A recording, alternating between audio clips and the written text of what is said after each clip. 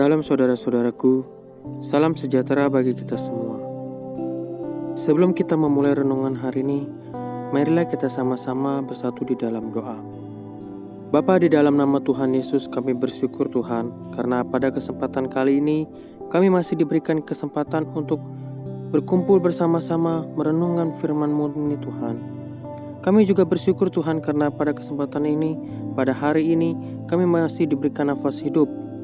Kami mohon penyertaan-Mu Tuhan dan kuasa karunia Roh Kudus yang menyertai segala langkah yang kami tempuh hari ini. Urapi setiap kata kalimat yang terucap Tuhan.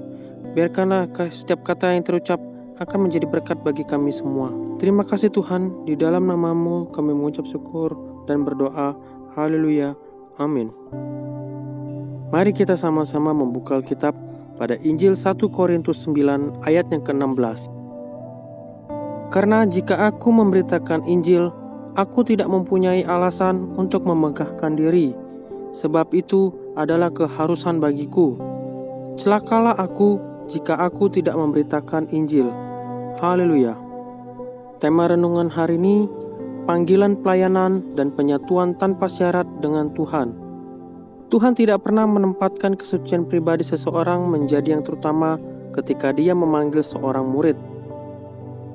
Pertimbangan utama Yesus ialah peniadaan mutlak hak atas diri sendiri dan penyatuan dengan Dia. Itu berarti mempunyai hubungan dengan Dia dan hanya Dia. Dalam Injil Markus 10 ayat 21, Yesus berkata kepadanya, "Hanya satu lagi kekuranganmu. Pergilah, jualah apa yang kau miliki dan berikanlah itu kepada orang-orang miskin. Kemudian datanglah kemari dan ikutlah aku." Pemimpin muda yang kaya itu mempunyai hasrat besar untuk menjadi sempurna. Ketika dia melihat Yesus Kristus, dia ingin menjadi seperti Dia. Tuhan tidak pernah menempatkan kesucian pribadi seseorang menjadi yang terutama dalam Dia memanggil seorang murid.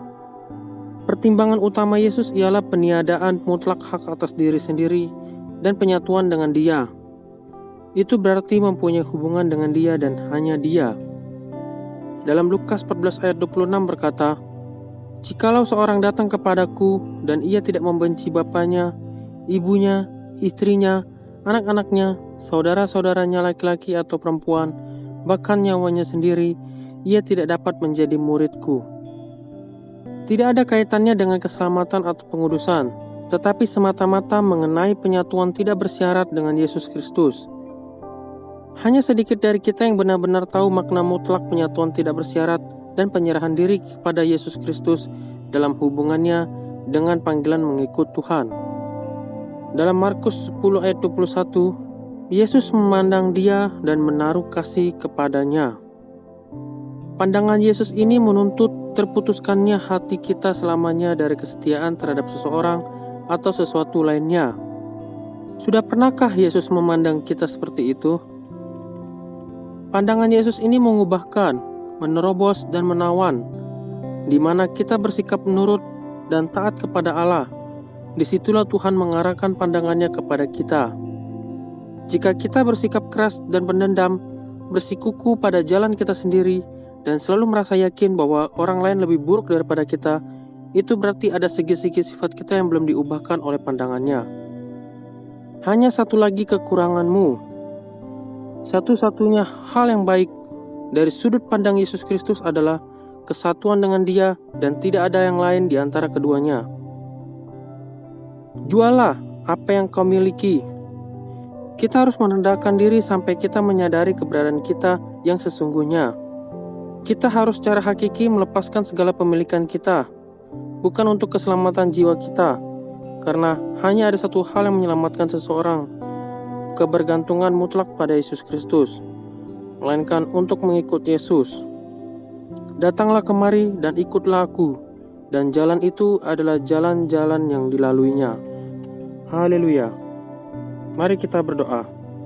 Bapa, terima kasih atas renungan-Mu hari ini. Kami sudah diberkati Tuhan hari ini oleh firman-Mu. Pakai hamba-Mu ini selalu Tuhan untuk menyampaikan kabar baik setiap harinya. Berkati kami yang sudah meluangkan waktu untuk mendengarkan firman-Mu Tuhan. Semoga renungan dan firman-Mu ini menjadi pedoman hidup kami baik rohani dan jasmani. Berkati kami dalam aktivitas hari ini, Jauhkan dari roh jahat, kuasa gelap kami patahkan hanya di dalam nama Tuhan Yesus Kristus. Terima kasih Tuhan, di dalam nama Tuhan Yesus kami mengucap syukur. Haleluya. Amin. Terima kasih yang sudah mengikuti renungan hari ini. Sampai jumpa di renungan berikutnya. God bless you.